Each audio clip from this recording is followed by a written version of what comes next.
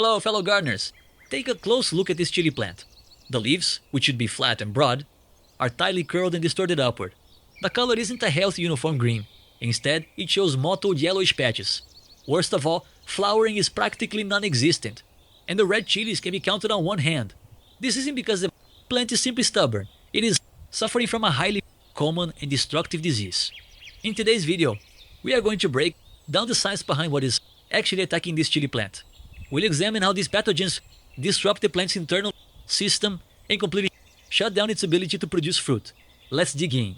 The first highly probable diagnosis for these symptoms is sap-sucking pest infestation, typically caused by thrips, aphids, or broad mites. These microscopic organisms colonize the underside of young, tender leaves.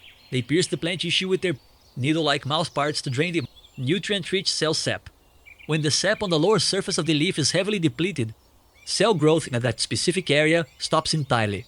Meanwhile, the cells on the upper surface keep growing at a normal pace. This uneven growth rate forces the leaf plate to mechanically buckle and warp upward. These structurally damaged leaves lose their efficiency to perform photosynthesis, leaving the plant starved of energy. The second, and far more severe, possibility is systemic viral infection, such as the chili mosaic virus or the yellow bigomovirus. These viruses do not infect the plant on their own. They rely on insect vectors like whiteflies. When an infected insect feeds on this healthy plant, it injects the virus directly into the plant's vascular highway. The virus acts like malware in a computer system, systematically dismantling and destroying the chlorophyll structure within the leaves. Without functional chlorophyll, the plant loses its fundamental ability to convert sunlight into chemical energy.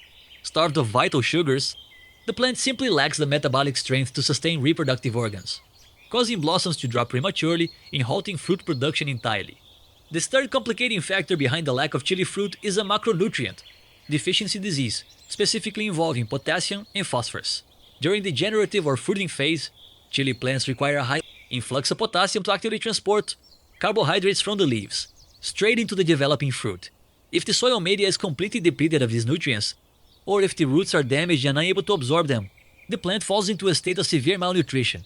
The symptoms manifest as curled, scorched leaf margins and a profound lack of vigor. The plant averts its remaining minimal energy away from reproduction, just to stay alive, resulting in stunted branches and a near total absence of chilies. To sum it up, the condition of this chili plant points to a combination of mechanical distortion from sap-sucking pests, a potential viral infection tearing down its chlorophyll, and a severe nutritional bottleneck blocking its fruiting cycle. Deciphering these physical symptoms in detail is the crucial first step for any gardener to understand exactly what their plant is trying to communicate when it's in distress.